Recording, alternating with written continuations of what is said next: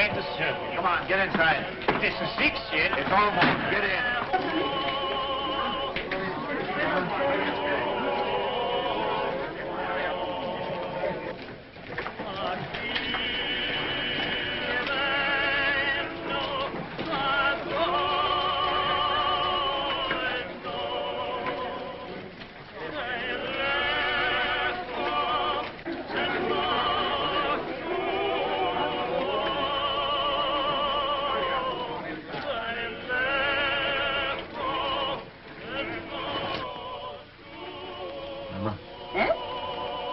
Locking up time.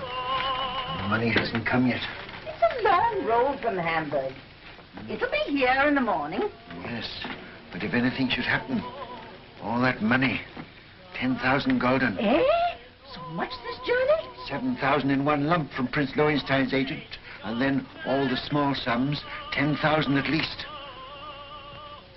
The roads are dangerous. Tomorrow morning it'll be here.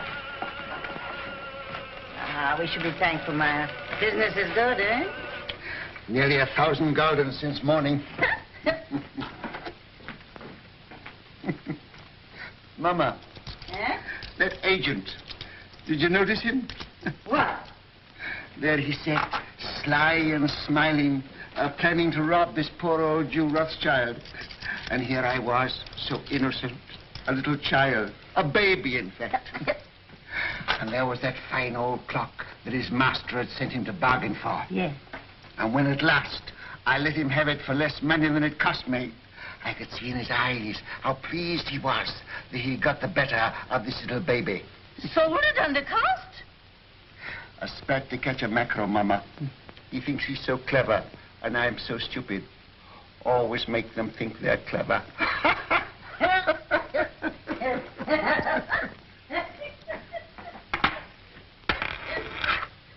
Mama! Eh? I've been robbed. Maya! Bad. A whole gulden. A dead loss. Bad. Are you sure? Sometimes they're only cracked. You're right, Maya. Who gave it you? Could it be that? That agent. And I gave him some wine, too. Some of the good wine. Shh, Maya. He'll come again. Yes. He'll come again. And then, Mama, I catch my mackerel. Well, no one can ever say you don't deal fairly with your customers, Maya. It pays in the end, Mama. Now finish your account, and I'll lay the supper. All right, Mama. It won't be very long now. The roast is almost done. Smells good. Huh? Looks good, too.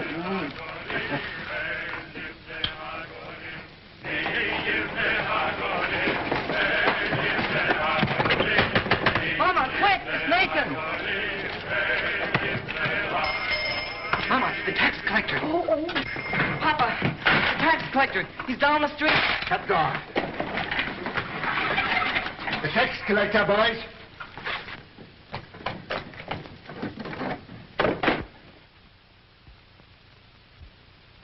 Mama, put away the silver. I have.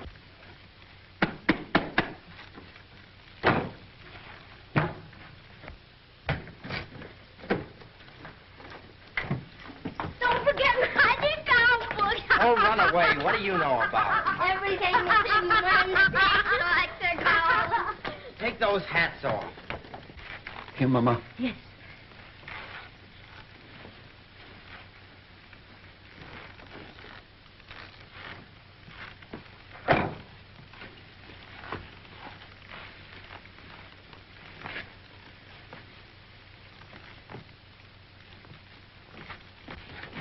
Hurry up, Carl. Come up, James. Over the fireplace. Remember, no deal for the last 5 days. Understand? Yeah, Father. Are you hungry? Not so very. Then look hungry. Look hungry. Ansel Solomon, you remain below. Mama, hide the roast.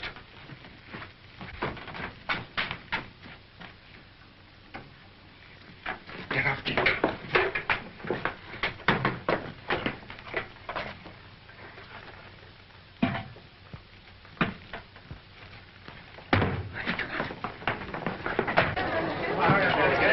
We'll take Rothschild next. Mama, take your sewing and sit there. Nathan, by me. Nathan, take your hands out of your pocket. Open up, Jew.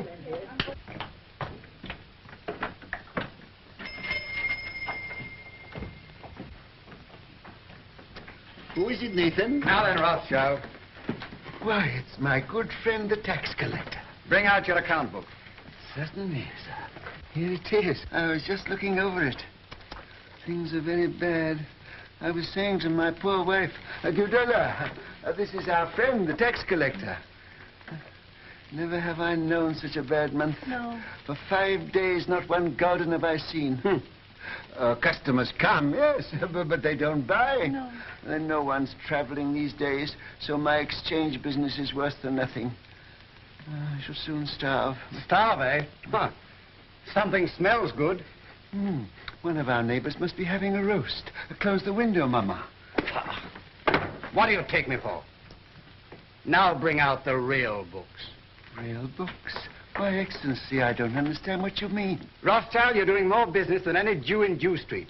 You're going to pay 20,000 gulden. 20,000? Why, a council of the big merchants in the city doesn't pay as much as that. That's another matter. He's outside the ghetto. Oh. He's not a Jew. Oh, if you were going to kill me this instant, I could barely raise 1,000 gulden. Upstairs. That's the house. Pull the beds apart.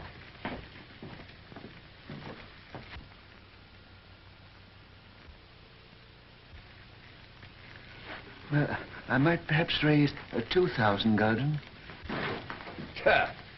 Very interesting. Oh, that. Nathan, lift up the trap door for the gentleman. Just some old stock. We have a little wine down there. Not very good wine, I'm afraid. Good wine costs money. But no account books, no gold, no jewels, I suppose. Jewels. I've had to give up dealing in jewels long ago. It needs capital. Shall I lead the way? You follow. At a distance.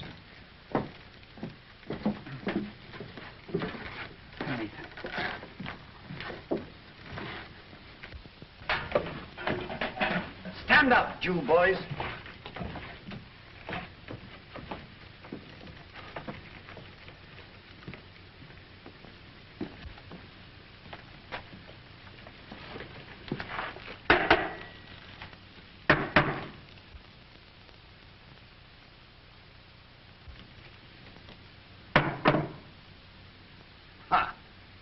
Wine. Fill up a cup. But that's green, Excellency. Do as I say. Oh, it had wine in it after all, eh?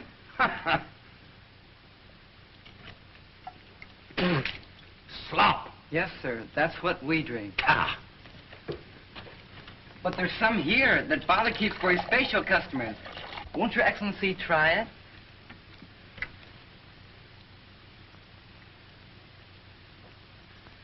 Ah.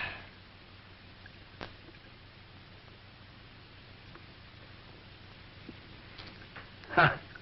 You old fox. It's good. Your Excellency does us honor. Rothschild, apparently you've been telling me the truth. So do you know what I'm going to do? No, Excellency. I'm going to charge you 20,000 gulden just the same. But I can't do it. There's not that much money in the whole ghetto. Rothschild, you'd like to pay only 2,000 gulden again, wouldn't you? Yes, Excellency.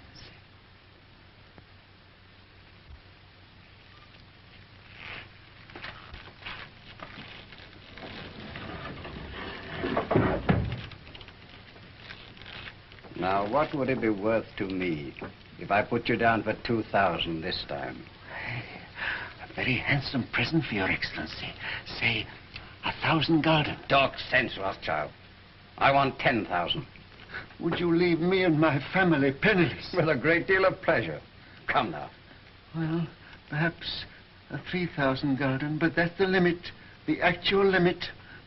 I'll take 6,000. Oh, I will. We'll make it 5,000. All right. Have it ready tomorrow. I'll call.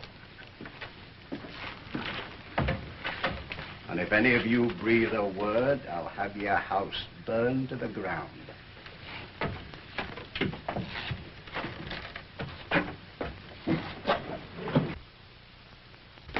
Boys, you did well. Nathan, you're a smart lad. That wine, Mama, you should have seen him. And after all, a 5,000 gulden isn't as bad as it might have been. No. But it is bad to have to pay away 5,000 gulden. Not as bad as having to pay away 20,000, Father. 6 o'clock, all Jews inside. That way all night. Come on, let's get out of this dead of... What? Shall I go after him? I'll let him go. Mr. Rothschild! Mr. Rothschild! What's the matter? What's happened? The man who was bringing your money from Hamburg has been waylaid by the tax agents outside the city. What? They heard he was bringing the money to Jew Street. They might have killed him, but he got away. He got away with the money? No, they got it, Mr. Rothschild. They got the money. What? All of it? Yes, all of it. You hear that, Mama? You hear that, all of you? 10,000 gulden. Our money that we worked for. Why doesn't the Almighty strike them dead? Papa, don't get excited. It's bad for you. Listen, you are young. Your lives are before you. You've got to fight. Fight for yourselves. Fight for our people. Mama, I have to cheat the tax collector before my own children.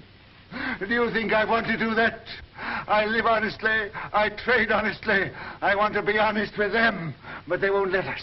We are Jews, taxed to death.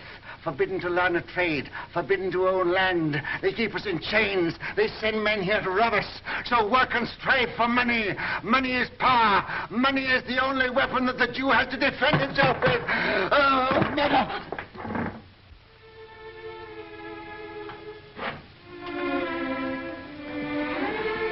Come, he wants to speak with you. All of you.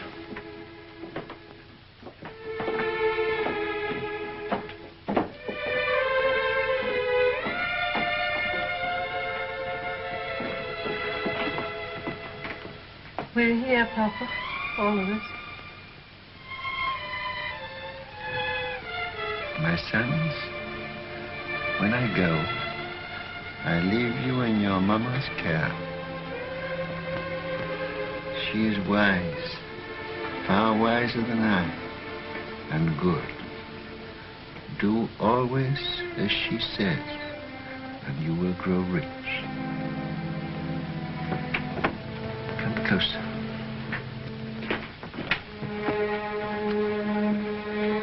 Much money is lost through sending gold by coach from one country to another. In times of war, it is seized by the enemy. In times of peace, by thieves. You are 5 brothers. I want you each to start a banking business in a different country. One to go and open a house in Paris, one in Vienna, one in London. Choose the most important centers, so that when money is to be sent from here to London, let us say, you won't have to risk life and gold and shell here in Frankfurt. We'll just send a letter to Nathan in London saying, pay so-and-so.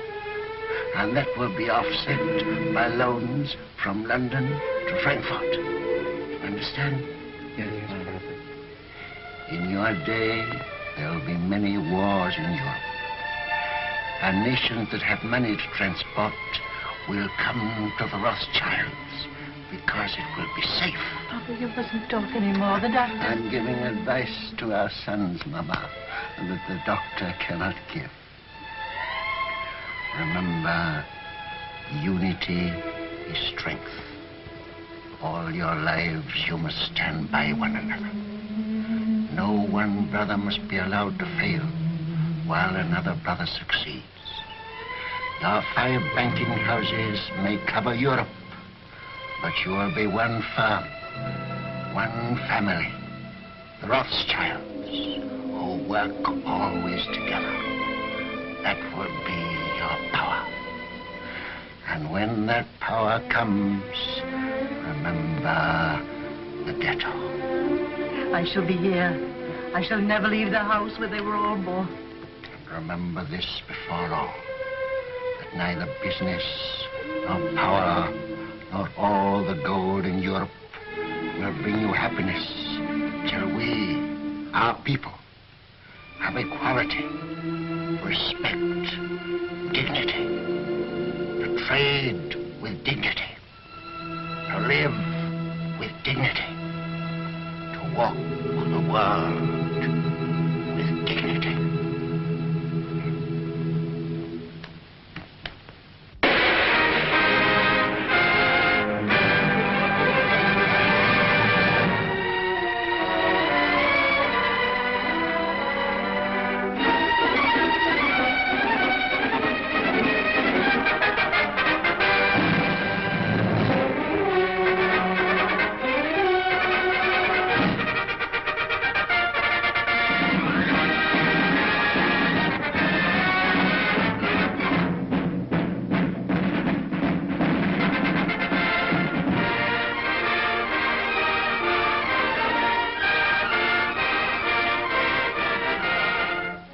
Napoleon is to be beaten in the East, we must have 15 million florins immediately, and more later. I think it can be done, Prince Metternich, but I shall have to consult with my brother Nathan in London. Come, Solomon, can't you decide now? Your Highness is aware that the Rothschilds work as a family, and we have made Nathan our head.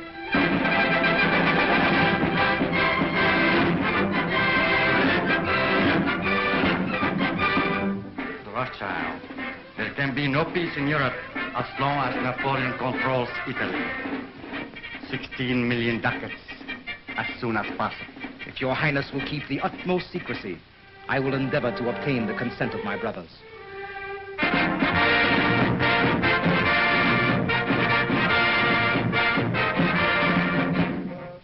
You must realize, monsieur, it's entirely wrong, how difficult it is for the Paris House of Rothschild to help the Allies against Napoleon.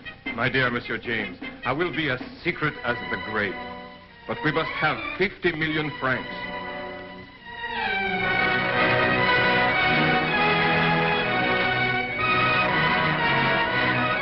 Your visit honors our house, Count Ladrons. Quite aware of that Anfield Rothschild. I wish no one to hear of it. Only necessity brings me here. The armies of Napoleon are already in Prussia. We've got to have 5 million gulden to drive them out. I will consult my brother. Ah, that's nonsense. It is an unbreakable rule, Your Excellency. The House of Rothschild never participates in a deal of this importance without the approval of all the partners. When that is impossible, my brother Nathan in London is permitted to make a decision.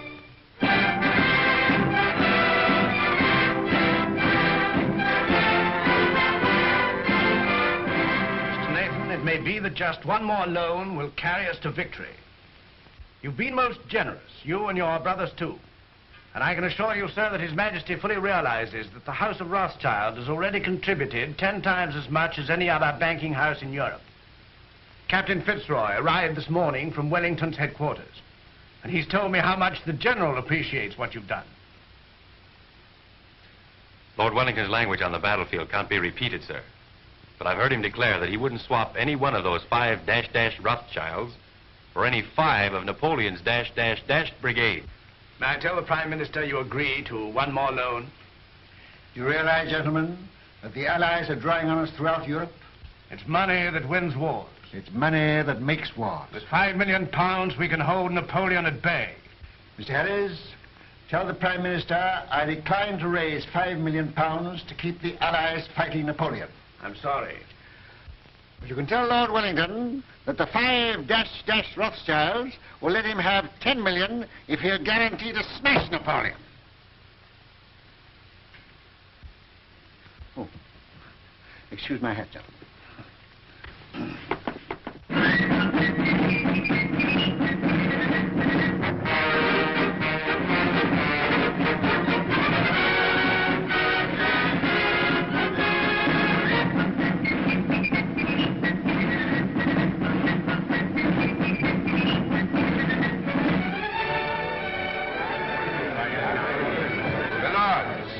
Gentlemen, once more England is indebted to her greatest soldier.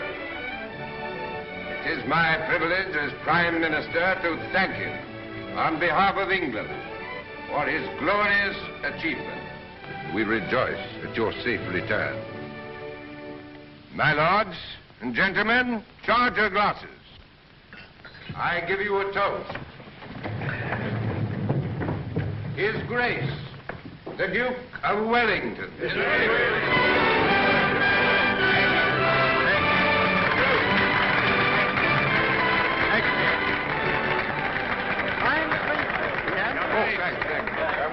Well, that's over. Empty. Who's got some snuff here? Yeah. England's the greatest soldier. Yeah, that's all right. May I shake your hands, Your Grace? Thank you. Yeah, here it is. Why wasn't Rothschild here? There was some feeling. Wasn't he asked? Well, no, Your Grace. Some of these people... Wasn't the man who paid for these dash wars important enough? It wasn't a question of importance. It Well, was... if he can't come here, I suppose we can still go there. If Fitz. Yes, sir. Just as soon as I can get away, we're going to call on Nathan Rothschild. He ought to have been here. Dash light, I call it. More snuff. You know where the old boy lives? Very well indeed, sir. Oh, you young blackguard. I'd forgotten about that daughter of his.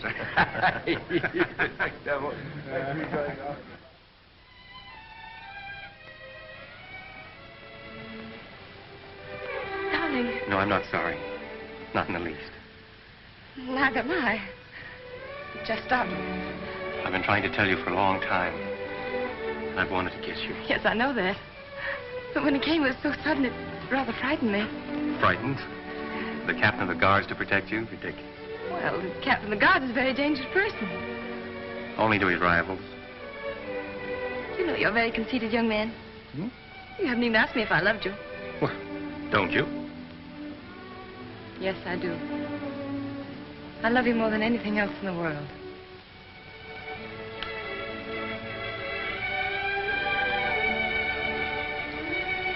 Well, then tonight, after I tuck the Duke into bed, I'll call on your father. My speech to him is all ready. I've rehearsed it not less than 1,000 times. To trees at night, to guns, even to horses. I haven't gotten a refusal yet. I'm afraid it's not as simple as that. Some of those horses were pretty difficult customers.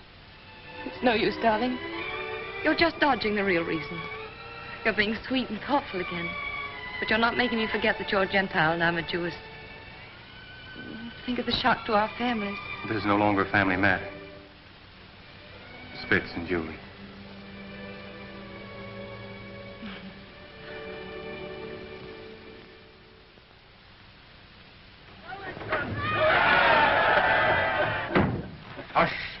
Hush. I've had that crowd at me heels all day. If they had any sense, it's you they'd be following around, not me. Oh, we Rothschilds have had just as big crowds following at our heels in Frankfurt, but not with cheers. Well, I'll cheer for you, gladly. And I hope one day Europe will realize she owes you something more than money. Well, my father was a man of peace. He told us never to loan money to make wars, always to end them. And that's been our principle. Everybody knows that and respects you for it. No, Your Grace, they don't know it, and they don't respect us. Our bankers are jealous of us. The man in the street thinks we're just Sherlocks, and Europe hides its head for shame because it borrows from the Jews. I suppose you know it's that Prussian fellow, Count Lederans, that's responsible for that rot? I know. He hates me and all my race. He's a proper jackass, Rothschild, and he ought to be hanged. I must admit that the same happy thought has occurred to me more than once. You know, it's a danger having a man like that in authority. Always making enemies. Well, that's a danger. They may need us again. What do you mean? Well, perhaps we're not out of the woods yet. Why, Napoleon's scotched. Napoleon's in exile, but he's not dead. As good as dead, Rothschild. As good as dead. Ah, perhaps. Another brandy, Your Grace. Ah. I've often thought it would have saved a lot of trouble if Napoleon had been born an Englishman. Oh. Where would I be then? Why, his commanding officer, of course. Oh, thank you. Sound brandy you've got here, Rothschild. To the peace of Europe. Well, I'm a soldier, but I'll drink to that. I see, Rothschild. A little secret. Mind you, I oughtn't to tell you this, but I just heard this morning that they're going to float a dash big loan to put France on her feet. An enormous loan. The biggest thing ever issued. Yes? Well, they've got to do something. France has had 20 years of war and the whole country's torn up. But now they've got peace. They're going to get together, the 5 allied powers, and help her out. And the banking house that floats this loan will at once become the most powerful in Europe. Its prestige will be enormous. That's it. Now's your chance. Your Grace, I can't sufficiently thank you for this information. Mind you, it's a dash dark secret. But it serves the chuckleheads right for telling me. They ought to know by now I can't keep a secret. Send a message to Mr. Roth and ask him to come to me here at once. Yes, sir. We'll drink to the house that floats the new French loan. To the House of Rothschild. And its greatest member. Huh. Ah, there you are. Miss Julie. Your Grace? Mrs. Rothschild, you've got to watch this young rooster. I'm beginning to understand now why you were always asking for leave to return to London. Now that you do understand, I trust you'll let him come more often. It's against the regulation. Oh. I only saw Julie 5 times, sir. And once when you sent him with the dispatches to the Prime Minister, Julie was waiting for him at the corner of Downing Street. That, I hope, isn't against the regulations, Your Grace. Not if he didn't speak to you. We didn't think you knew about that, Nathan. I'm afraid it's time to go, Your Grace. All right. You can't fox this man. He's a magician. There's no question about that. Oh, I see, Rothschild. I've been told you knew about Napoleon's abdication 2 days before the War Office did. Is that true? Yes, but then the War Office never knows anything for 2 days after everybody else knows it. Yes, and then they take 2 more days thinking it over. But how did you do it? They say Indians get things by putting their ears to the ground, but you are not an Indian, are you? No, just plain Jerusalem, with a heart of gold. Well, I know something about sending dispatches. My man Fitzroy here is the best at that. But if I had 20 Fitzes, I couldn't do it in that time. You knew about Napoleon's abdication almost as soon as it happened. How the deuce did you do it? A little bird whispered in my ear. Oh, you don't intend to tell me, eh? Well, I don't blame you. Fitz, we'd better go before he makes us disappear like rabbits in a hat. Mrs. Rothschild, you've a charming home. And a charming daughter. Your Grace. I hope that dash crowd's gone. Ah, thank you. Are they still there? And this is the man who faced the Grand Army. Hush, here, Fitzroy. Yes, sir. Brandy before the charge, always. Ah, there's military tactics for you. There's a young man who'll be a general someday. Thank you. Oh, goodbye, Rothschild. And remember, it's a dash dark secret. 1,000 thanks, Your Grace.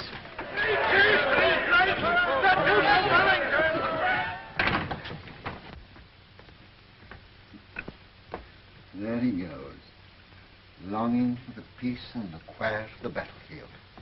Yes, sir. Mom, I ought to be very happy, but I'm not quite. What is it, dear? Fitz says it's nobody's business but ours, just his and mine. But it's this wretched family I'm thinking of. You know, Mother, nearly all of his aunts are duchesses and countesses, and oh, I'm so afraid they'll turn up their noses. He doesn't object to our money, I hope. No, he says he's willing to overlook that. Oh, I'm glad to hear that. Father, please don't think of Fitz like that. Please don't. You're hurting her, Nathan.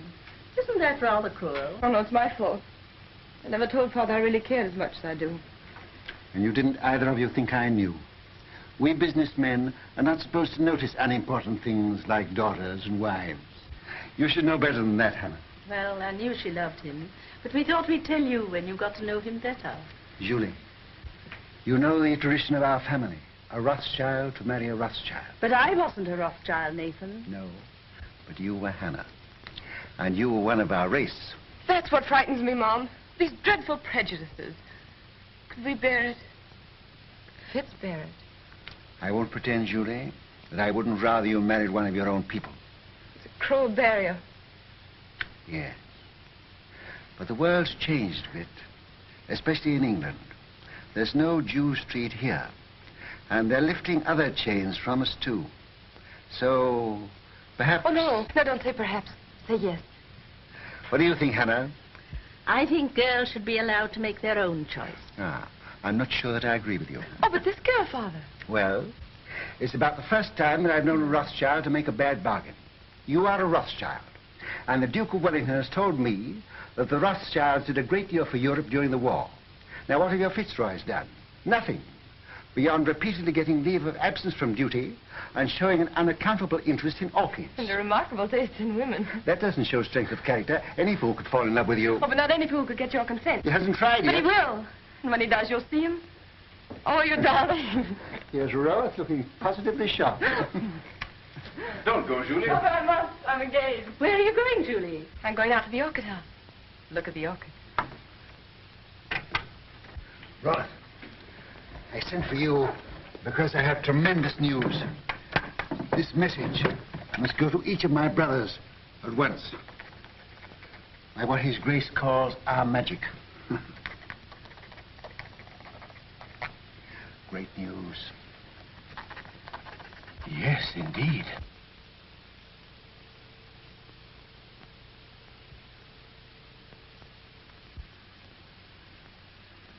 Let me have the earliest possible dates on which all private loans can be recalled.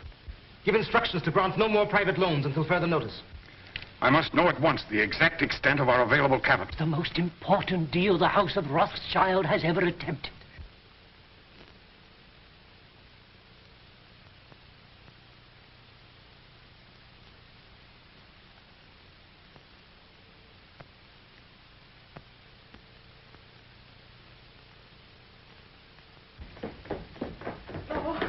Let me look at you. Oh, you really look so very nice. I'm sure I don't know how they could refuse you anything you asked. I'm not depending entirely on my profile here. Where's my hat? Oh, the carriage hasn't come yet? I'll take a hack. That's what I like to do. It always makes me feel so independent. Sure you won't let me put a little perfume on your handkerchief? Quite sure. You're so calm. Aren't you excited at all about getting this great loan? Who'll be there? Representatives of all the big banking houses in Europe. Baring will be there, of course. And the ministers of the countries interested, I suppose. I suppose so. Leydrange representing Prussia, Metternich from Austria, and the rest of them. Still, you feel pretty sure, sir, don't you? Sure of half of it, anyhow. I have private information that ours was the best bid. The largest loan in history. You know it's the proudest day of your life. The proudest day of my life happened 30 years ago. I shan't draw an easy breath. Don't worry. When I say that no other banking house in Europe can match our bid, I'm not guessing, I know. And now where's my hat? On your head, I believe. Where it should be. Well, it shouldn't be in a lady's presence. I beg your pardon.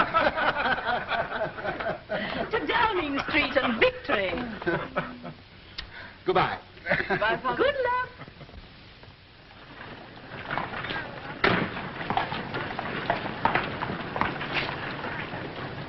Thank you, sir. But, Mr. Rothschild, even your daughter, Miss Julie, pays me more than this, sir. Julie has a very rich father. I haven't.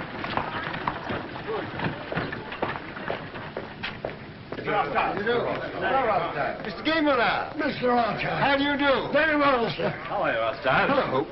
Am I too early or too late? Early. They're still in the conference room. My lords and gentlemen.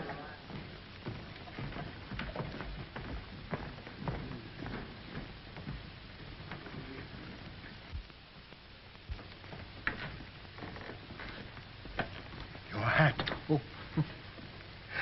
Thank you, Mr. Barrington. The meeting is called to order. Gentlemen, bids for a French loan for 450 million francs have been received and recorded. Offers to take all or a part of the issue of bonds, the greatest single issue in the history of European finance, were received from the following banking houses. J. Lafitte and Company, Paris. Gay Muller, Vienna. Hope, London. Bertrand de Lis, Madrid. Baring and Company, London. It is the decision of the conference that the highest authoritative bid is that of Baring and Company, London. They will be awarded 3/4 of the issue at 71. There being no further... But you're mistaken, Mr. Harris, there is. Mr. Nathan Rothschild. I'm compelled, my lords and gentlemen, to draw your attention to what must certainly be an oversight. I regret to say, Mr. Rothschild, the decision must stand. But my house sent in its bid to take the entire issue, and our price was a point better than Mr. Baring's. Why is that not recorded? Perhaps Count Leydrange would like to explain the situation to Mr. Rothschild.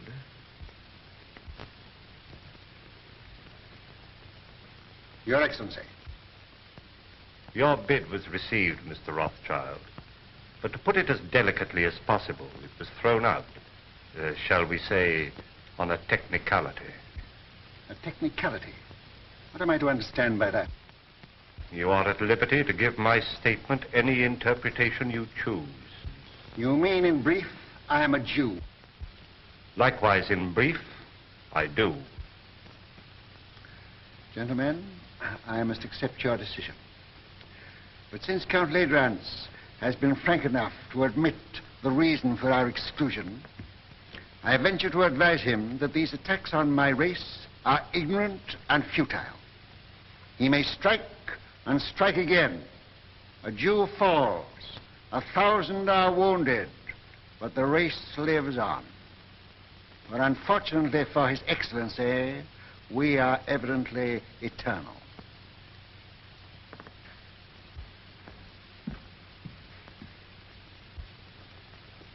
Mr. Harris, you say that Barings take 3/4 of the loan. May I ask who takes the other 1/4? That is being taken up by Count Ladrans, Prince Metternich, Count Talleyrand. I see. A family party. Good day, gentlemen.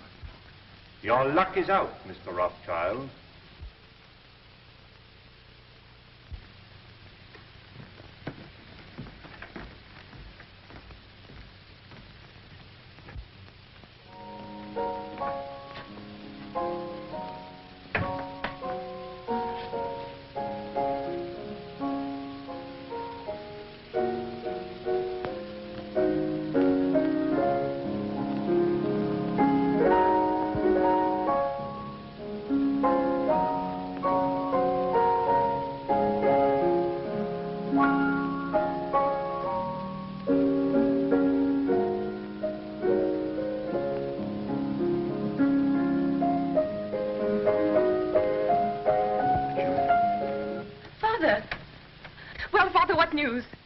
The House of Rothschild. Well, they've been throwing stones at it. And I'm afraid some of the stones went wild and hit you, Julie. What do you mean? I've just come from a meeting of men in society, the kind of society to which Fitzroy belongs. And they stoned me because I'm a Jew. Fitzroy isn't that sort. Julie, you must give him up. Give him up? I can't. I know best. But you don't love him, I do. Will he continue to love you? Father, this isn't like you. You've always fought for what you wanted and got it. Well, perhaps I'm a fighter, too. This fight's been going on for 2,000 years. But things are changing. You said so yourself. I was a fool. I thought we'd swept away these prejudices, but I was a fool. Fitz knows what he's doing. We've talked this thing all over. We're ready to face the consequences. While you're young. But what are the years to come? There's no one else in the world for me but Fitz, and I won't give him up. Well, Nathan, what is it? They didn't outbid you. Yes. My bid was thrown out on a technicality. A technicality? Because I'm a Jew. But they did me a great service. They showed me just how they were going to behave to Julie if she married into their set. You'll do as I bid you. I'll try, Father. Nathan, what have you said to her? You can't ruin their lives. No, I'm going to save them. Hannah, she mustn't continue to see this man. You must get her away. But where? Take her to Frankfurt and take her at once. Excuse me, sir. I heard the result of the meeting and came to offer my sympathy. Oh, well, thanks. If you have any spare sympathy, you might keep a little in reserve for Baring, Ladrans and Company. I don't think they need it, sir. No, they may later. Do you realize that Ladrans, Metternich, Talleyrand, and the rest of the party are taking 1/4 of this loan without a penny between them? But they'll make millions on the rise. Ah. He's tired. Perhaps I'd better call again later. Ralph? Sir. If you could buy government 4% bonds at 60, would you pay 74 for them? No, sir. Would you, Hannah? Goodness me, no. I thought not. Nathan, what's in your mind? Murder. Hannah, I'll tell you exactly what's in my mind. And this may interest you, too, Rolf. Baring and those others headed by Ladrans I've taken this new loan at 71. On the first of the month, they're going to offer it to the public at 74. It pays 4%. But there is already in existence a previous government bond which also pays 4%, of which we have a large holding. Yeah. This bond is now selling at 73. Hannah says I'm tired, but I'm not too tired to realize that if the public can buy one government bond for 73, they won't buy a new issue bearing the same interest for 74. That's true, sir. But Baring and the other bankers will run up the old bonds, and when they rise to about 75... I know what you're going to say. They'll make the old ones rise, and then launch the new ones a point lower, and the public rushes in. Quite so, sir. But suppose there is no rise. Hmm? Suppose somebody pricks the balloon and it doesn't go up. Suppose before they can run it up, somebody else begins to run it down. Suppose by the first of the month, these old bonds now selling at 73 should fall down to 63. Then they couldn't possibly launch the new loan at 74 because nobody would buy it. No. And Baring and Ladrans and his little band of bankrupt brigands will wait for it to go up. But suppose instead of going up, its tier goes down. To 55, to 50, to 45, to 40, why, they'll never be able to launch the loan at all. And by God, that's where it's going.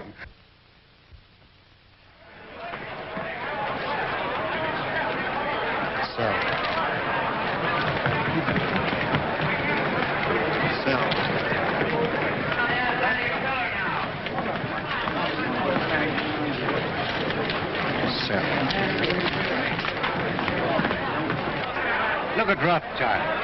You'd think he was selling apples instead of government bonds. Bonds are now at 53. All right. I'll keep on selling till I tell you to stop. You're creating something like a panic on the exchange, sir. I know. What kind of a flower is this that Hannah gave me this morning? I don't know, sir. Very pretty. It smells nice, too. Mr. Rothschild, do you know what you're doing to the market? What have you heard? My dear fellow, I don't hear things. I just imagine them. You know what kind of a flower this is? No.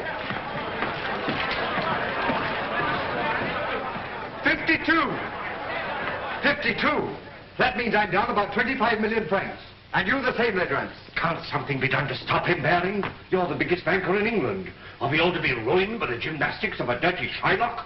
I've thrown the entire resources of Baring's bank into the pool, but I can't stop it. He's got us on the run. What? I bet you half a crown that Baring makes straight for this post within 2 minutes. I'll take you, sir. I'm tired of losing money. I'd like to win some.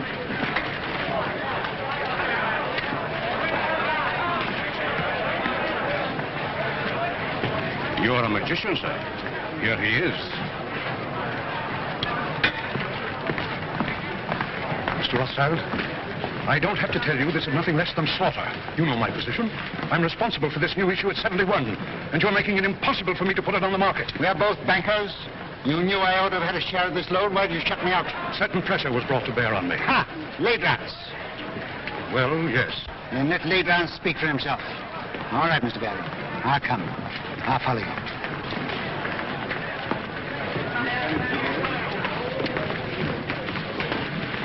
About how much has this thing cost us up to now? About £5 million. All right. We'll make 10.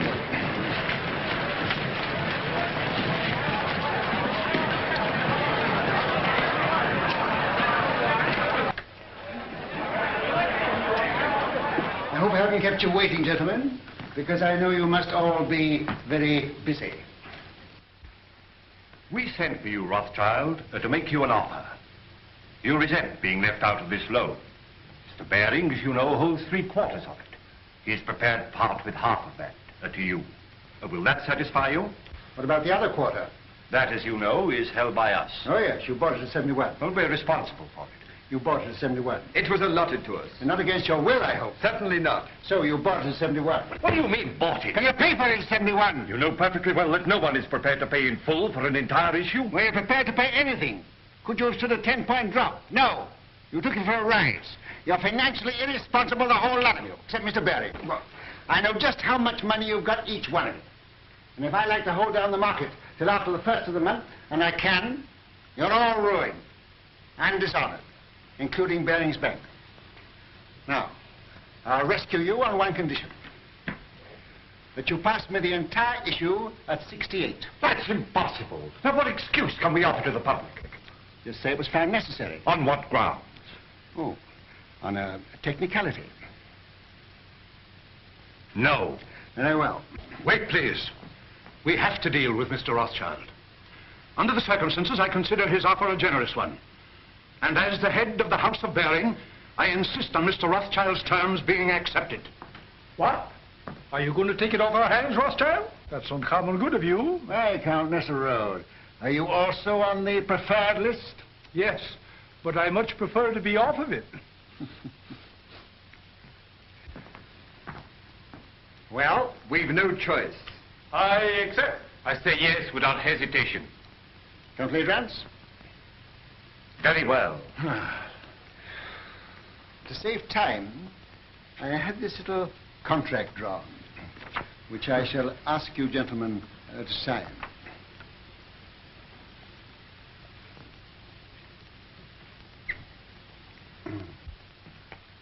You seem to have been very sure of yourself. I was. Quite. Will you sign first?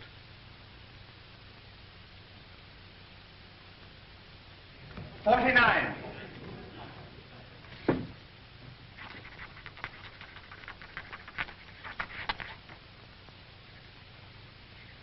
You won your fight with me, Jew. But remember, victory may be bought too dearly.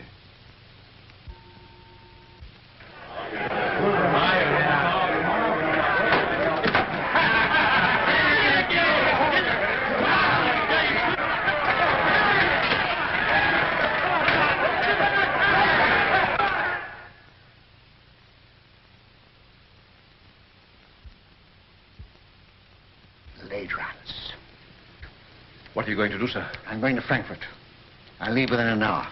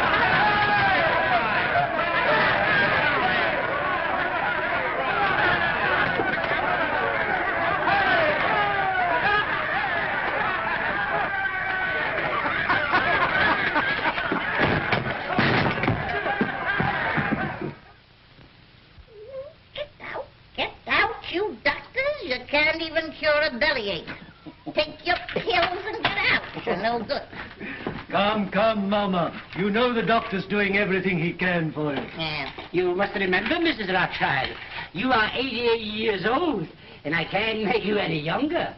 I'm not asking you to make me any younger. I'm asking you to make me older.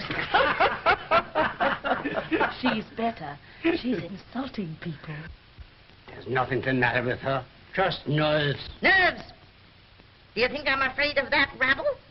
I've had 88 years of this, and I'm not dead yet. But we want you to come away with us for a few months. You're not safe here. I was born here, and I'll die here. And that won't be soon, either. I'll live a dozen years yet. Nathan, you ought to know enough about bargains to know the Lord isn't going to take me at 88 when he can get me at 100.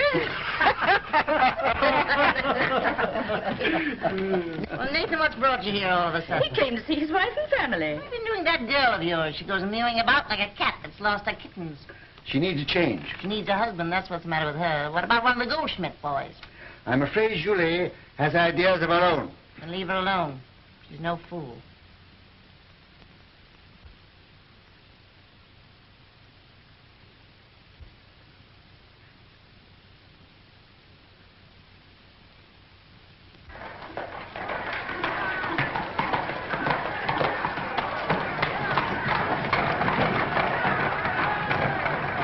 Can you tell me which is the Rothschild house?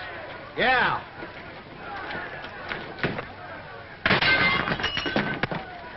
That's it.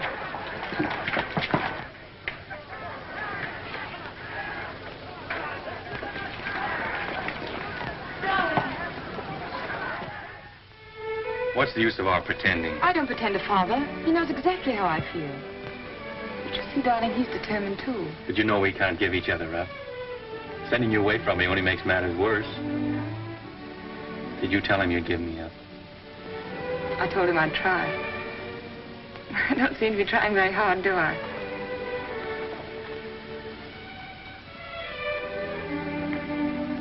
Let me look at you. How long did it take you to get here? How long have you been riding? I left yesterday morning. How'd you manage? I asked Nosy for leave. Who's Nosy? That's what we call the juke behind his back. Oh. I think he guessed where I was bound for. Anyhow, he said yes. Of course, I'd no idea your father was here. No, of course not. What are we going to do? I'm going to see him and have it out. Good. Oh, darling. Won't you see this through with me somehow? I've got you and I'm going to keep you.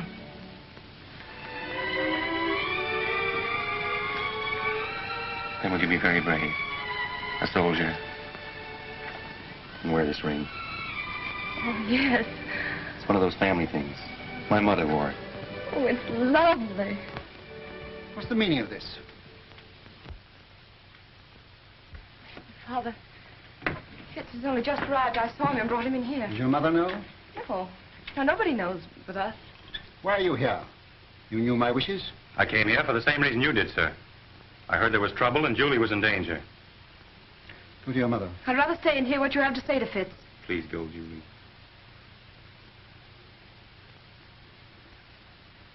It's no use, Father.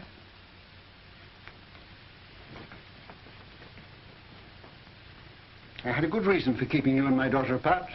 I desire that you respect my wishes. If Julie weren't agreeable, I wouldn't be here, sir. But her happiness is involved as well as mine. Unfortunately, we differ as to where her happiness lies. What has changed your attitude toward me, sir? Captain Fitzroy, I doubt whether there's a single man in London today who would suspect me of being a sentimental fool, which apparently I have been. But fortunately, I have a certain amount of common sense, which sometimes comes to my rescue. You'll please understand that your attentions to my daughter are objectionable to me. What is your objection? You're not of our race. That's an objection I think you might have raised a great deal earlier. I was a sentimental fool. Walk through this ghetto. Go into the Jewish quarter of any town in Prussia today, and you'll see men lying dead. Julie's people killed by your people for but one crime, that they were Jews. Now do you understand? I'm sorry, sir, but I still love Julie. Julie is a Rothschild, and she'll not marry without her father's consent. Good day.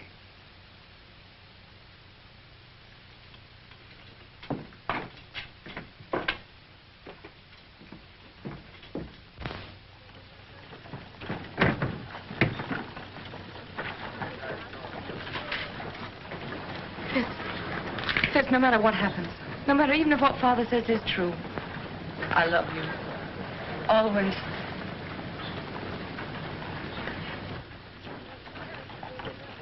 The Jews in Prussia know that this uprising is the direct result of your quarrel with Ladrans, and that has made them bitter against you. Fools. Nathan has done more for the Jews in England than any man who ever lived. England isn't Prussia, Mama. Ladrans has his agents everywhere.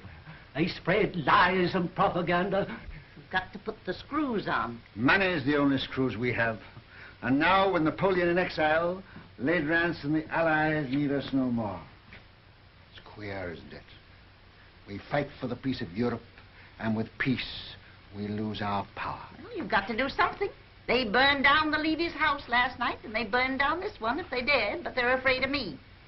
You tell all those kings and ministers you feed that if they don't stop this outrage, you will stop their pocket money. If I thought Ladrans would listen, if I thought I could make him call off his dogs, I'd go to him. But now, don't worry, Nathan, and make yourself sick. The Lord isn't going to desert us. So take a rest. Leave the work to him.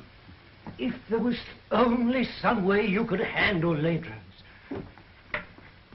For the sake of our Jewish people, I think you should go to him, Nathan. Grovel at his feet, eh? All right. If you think so, I'll go. He must have his price, and whatever it is, I'll pay it.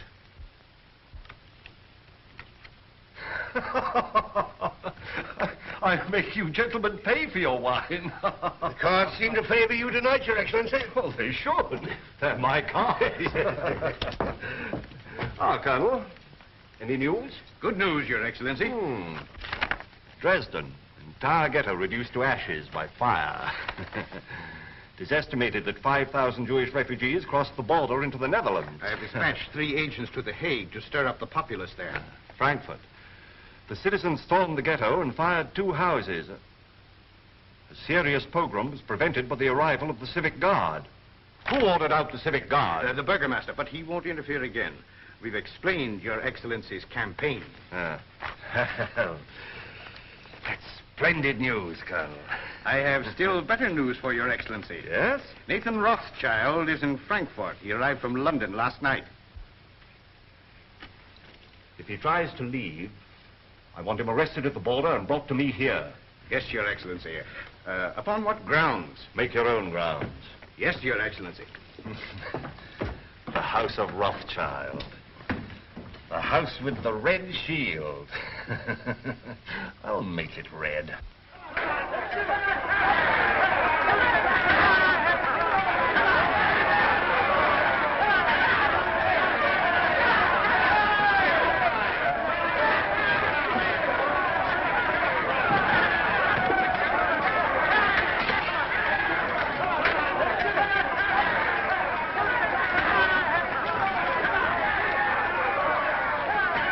That's him, the one in the heavy coat. Goodbye, sir. And I promise you I won't come back without an agreement from Ladrans to stop this Pope, whatever the cost may be. May God be with him. Send word to stop his carriage as he starts to pass through the city gate. Seize him and place him under arrest. Quick. Mr. Rothschild! Mr. Rothschild! What is it, Schumann? This message just arrived at the office, sir. It's from Mr. Nathan. Me? Yes, sir.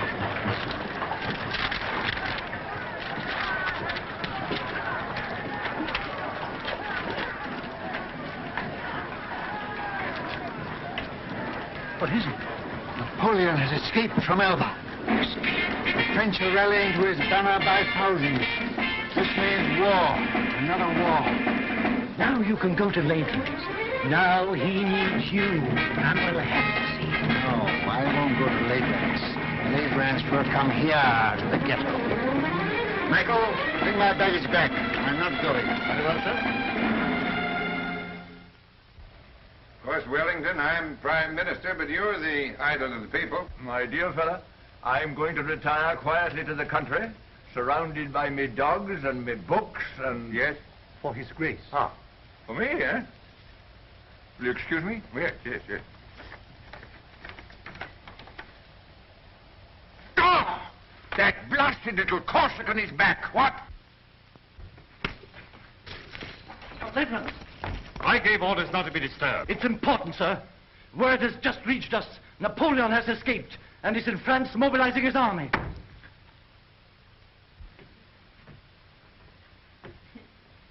Mama, dear. Yes? My, you're walking just like a young girl. Well, boys?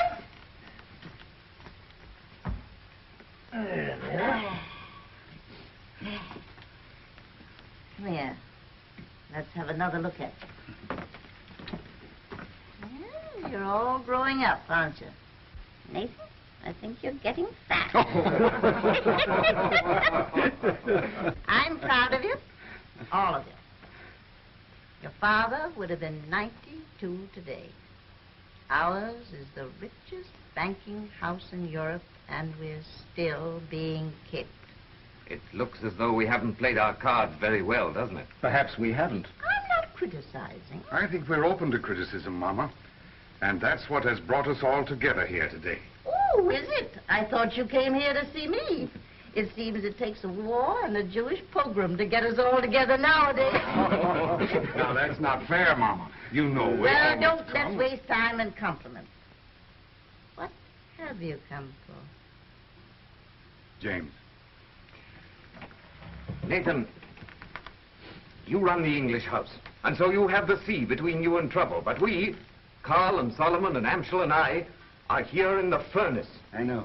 And with Napoleon on the map again, our position is intolerable. Napoleon will be in Paris in a week, with the whole army rallying to his banner and deserting Louis. Napoleon's soldiers must be paid, and if he can't borrow money, he'll take it. Has he suggested a loan? Yes. He sent for me as head of the Paris house. I went to see him in Lyon, and he made a definite proposal. Now listen, Nathan, before you give an opinion. We've issued 450 million francs worth of bonds for a government which started packing at the first blast of a bugle. Napoleon guarantees the payment of these bonds down to the last centime, and on future loans he agrees to double the interest offered by his enemies. What have the Allies to offer us? From the simple standpoint of business, we shouldn't hesitate a day longer. A refusal to support Napoleon means not only the probable loss of a murderous sum, but James's Paris business, my Naples business, will be wiped out like that. And Amschel's and Solomon's are in great danger. It's no longer a question with me. We should support Napoleon. As far as I can see, the Allies seem to be under the thumb of a tyrant from Austria and a scoundrel from Prussia. Metternich and Leidrans. Mama has said we are still being picked. And she's right. For a quarter of a century we have stood with the Allies. And apart from what we've got out of it personally, houses, fine clothes, carriages, as Jews, we are just where we started. In the Jew street, waiting for the change to be put up. I agree with the others. We've got to transfer our support to Napoleon and start over again with him. Well, son? You're right, all of you. And every word you've said is true. But still, we must fight Napoleon. Why? Well, because we're the Rothschilds. For the time being, anyway, we're something more than 5 rich Jews looking for the main chance. We know, the world knows, that until Napoleon is gone forever, there can be no peace in Europe for Jew or Gentile. You can't deny it, any of you. We've got to take the risk. We've got to swallow our pride, to stomach our resentment. We've got to go against every normal, selfish impulse in us and do what is right for the world. We can go hand in hand with Napoleon and spread this war over years. We can pay for fire and blood till all Europe is a slaughterhouse. And the Jew would stand as a pawnbroker in lives. We can't do it. We must stand as we've always stood. Not for war, but for peace. And if we all go down, we'll go down with honor. We leave no shame anywhere.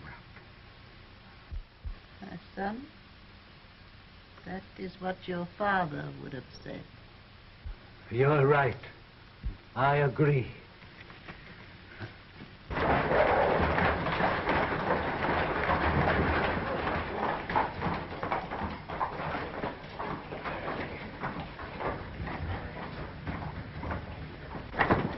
The house with the red shield, Your Excellency.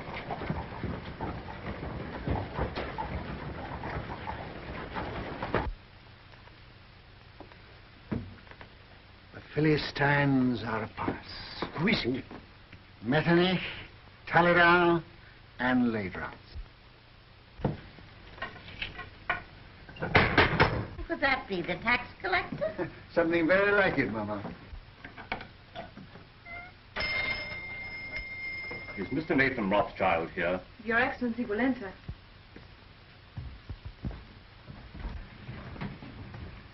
Lords, this is a great pleasure.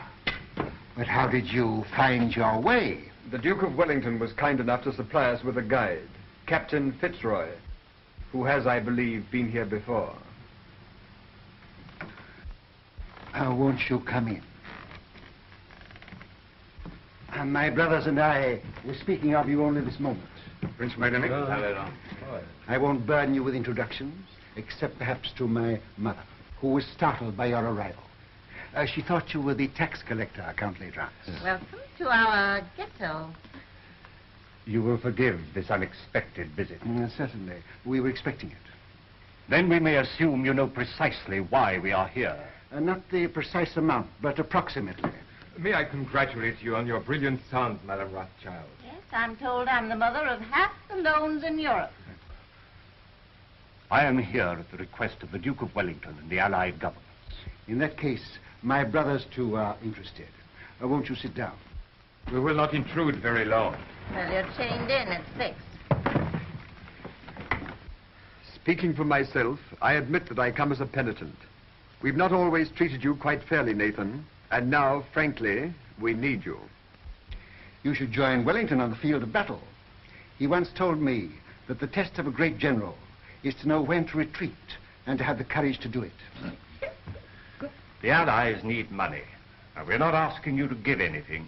You're money lenders, and you'll get your interest. You sure of that? Don't you trust the powers? No, Austria's bankrupt. France is already in the hands of Napoleon. And so is Italy. Why don't you go to the other bankers?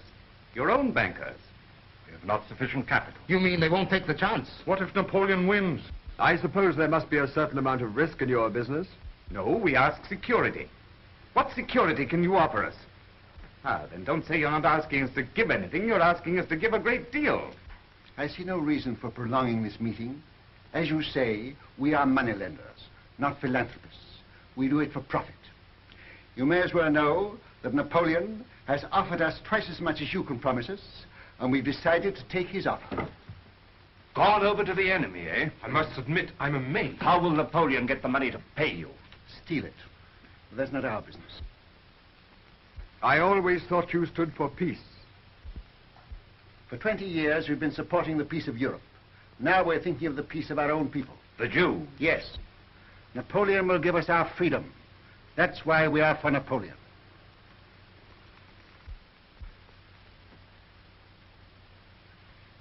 Is that your only reason for deserting the Allies? I resent being cross-questioned by you, Count Ledrans.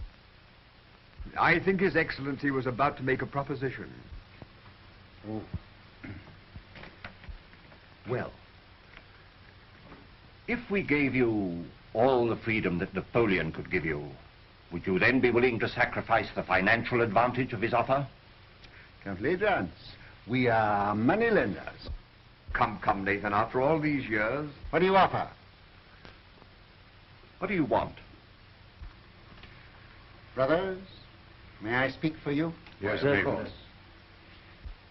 We require an agreement, a treaty, signed and guaranteed by your governments, giving to our people absolute freedom.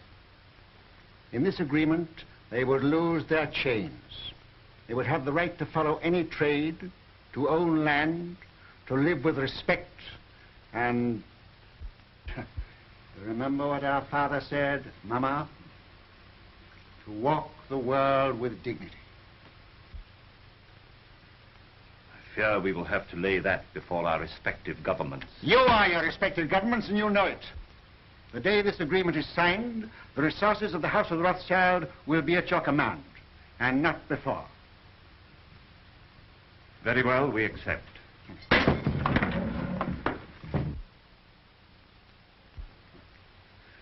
Pray excuse this, my lords. Some Gentile has evidently strayed into our quarter.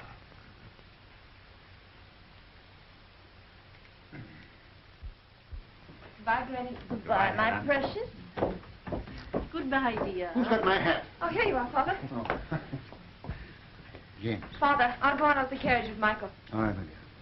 James, it's of vital importance that we should have first-hand news from the field of battle. Somebody to be close to Wellington's troops. Whom can we trust? In time of war, nobody. What about you? Will you do it? Yes. And I'll get word to you every day. Of every move they make, the instant they make it, and always by the usual method. Oh, Mama? I'll come to the door with you. Oh.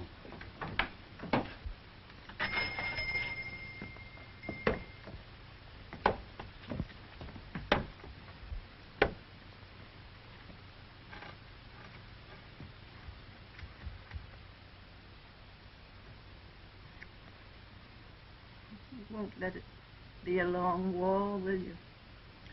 It shall be just as short as our money can make it.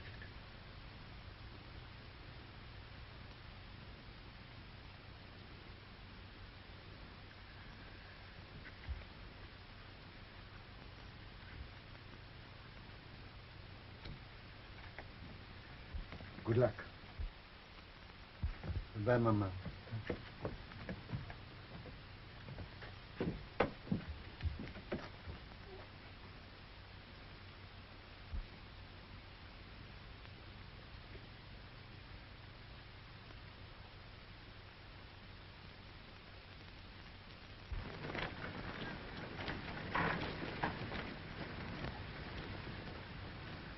It's a horse, dear.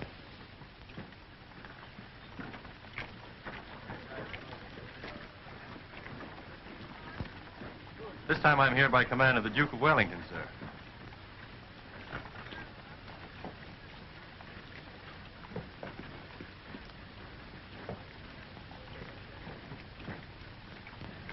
Give me the ring quickly. Darling.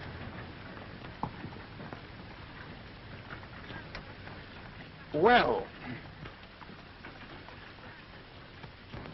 I must say I hope the entire war isn't going to be conducted on this romantic basis.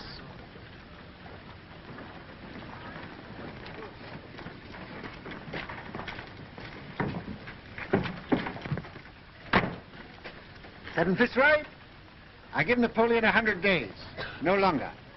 If at the end of that time you're still alive, and you seem to be the type of young man that can't be killed, you can come and talk to me in London. Thank you, sir. I shall count the days.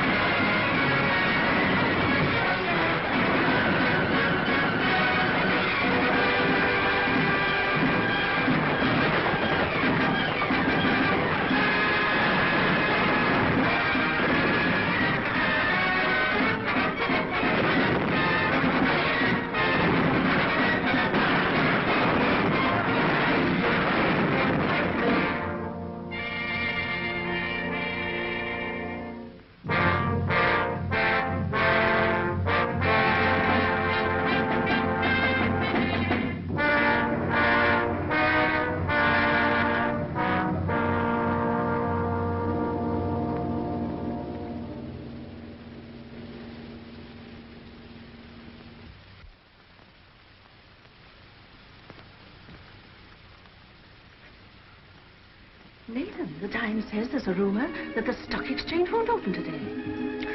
I wish it were true, but it isn't. Hannah, sit down.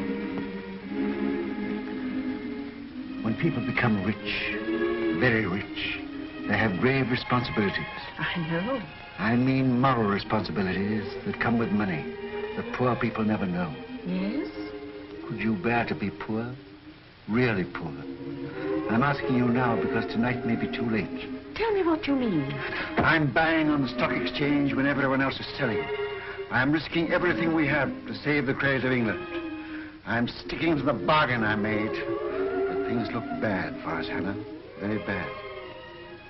Are you doing what you feel you should do? Yes. Do what you think is right. And if you fail, I'll love you all the more.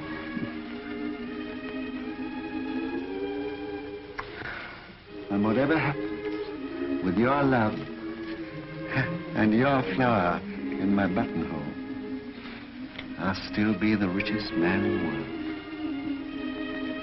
Father, Mr. Roth's wrong message. May we hear it? It just came, sir. I thought you should have it before going to the exchange.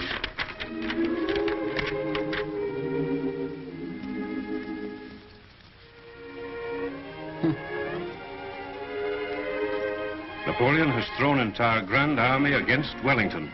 James. Worse and worse.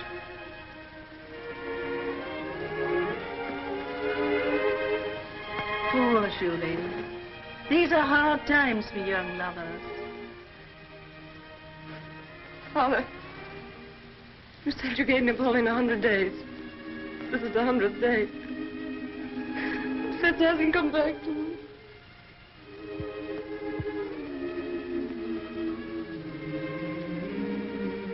Remember, I'm a magician. My day may be over, but I know there's a message of love and hope on its way for you.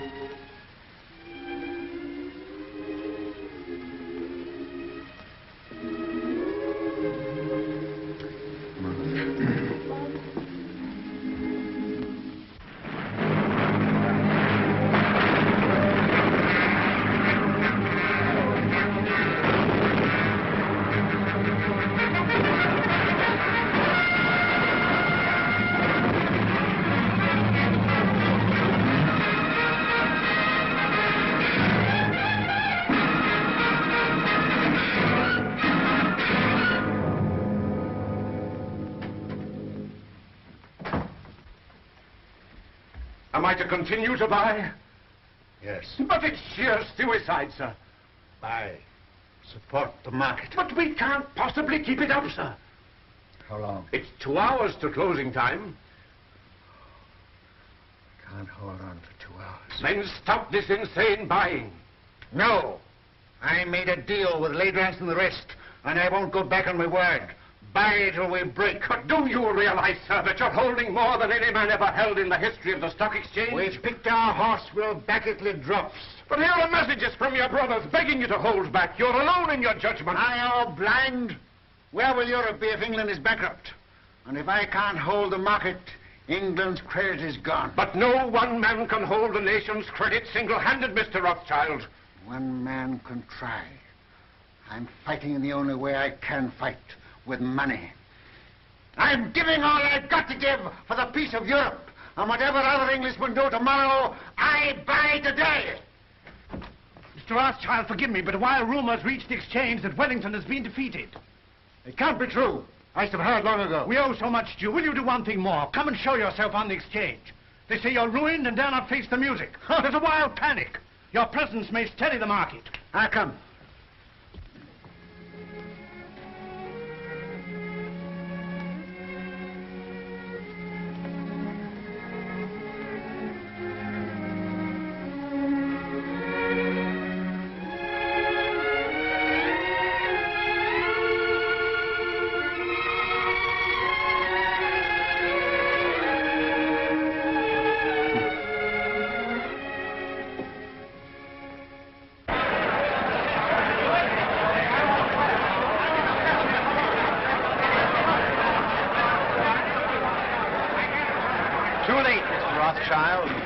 The wrong horse this time. Rothschild, you've lost your luck.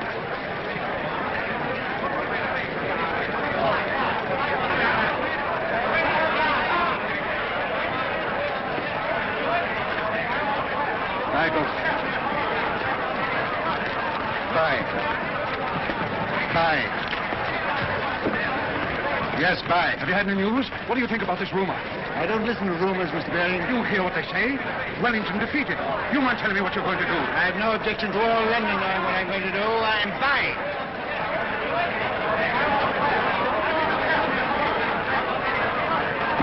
Mrs. Rothschild asked me to give you this. Did she come here to the exchange? So? Yes.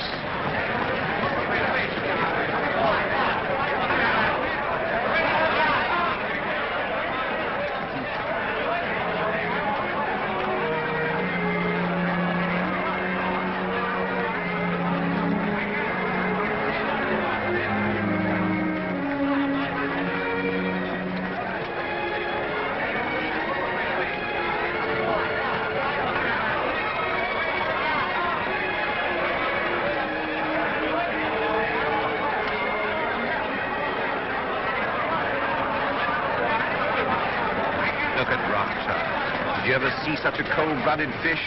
Puts a flower in his coat as he stands on the scaffold with a rope around his neck. News.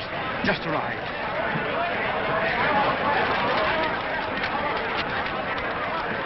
And James.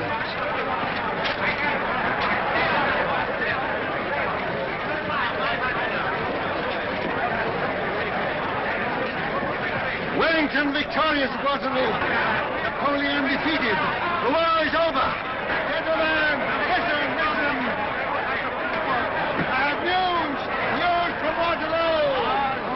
Napoleon is beaten. You've been overfine. Don't play tricks on us. It's important. It is true. Wellington has won at Waterloo. Where? How did you get the news? Yes, how did you get the news? I carry a pigeon. By pigeon post from the battlefield. Now you know our secret. Now will you buy? Buy with every security you have. Buy without security. Buy with your clothes on your back. Buy.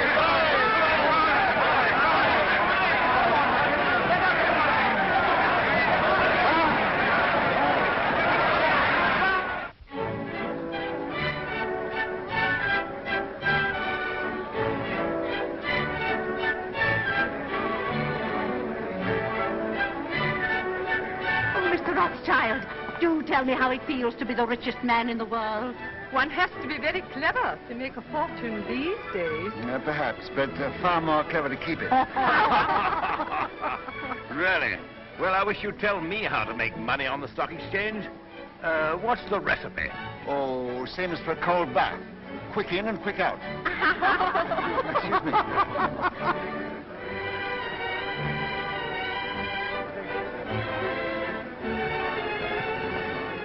Take your hands out of your pockets.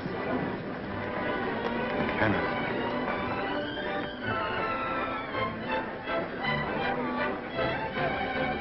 Strange, isn't it? If young people like that should be just as interested in romance as you and I. May I congratulate you, young people? Thank you, Your Grace. Nathan, you're worried about something. Yes, I am. I'm confoundedly worried. What is it? Well, Mr. Rothschild, my congratulations. Harry, George, just the man I wanted to see. I'm very worried. Which knee do I kneel on when I go before His Royal Highness?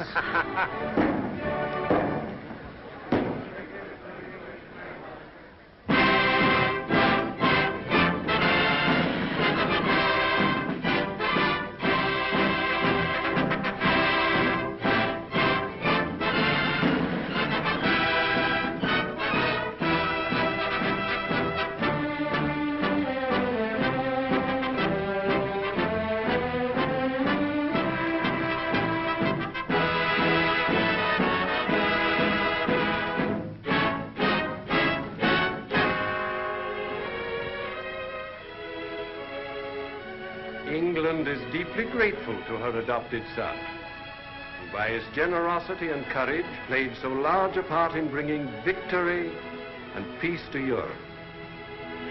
His loyalty never wavered. His faith in England never faltered. To England he has brought nothing but honor. And for England, we thank you, Baron Nathan Rothschild.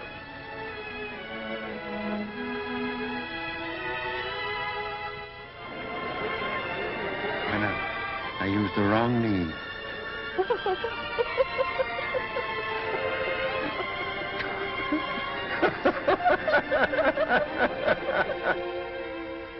To trade with dignity, to live with dignity, to walk the world with dignity.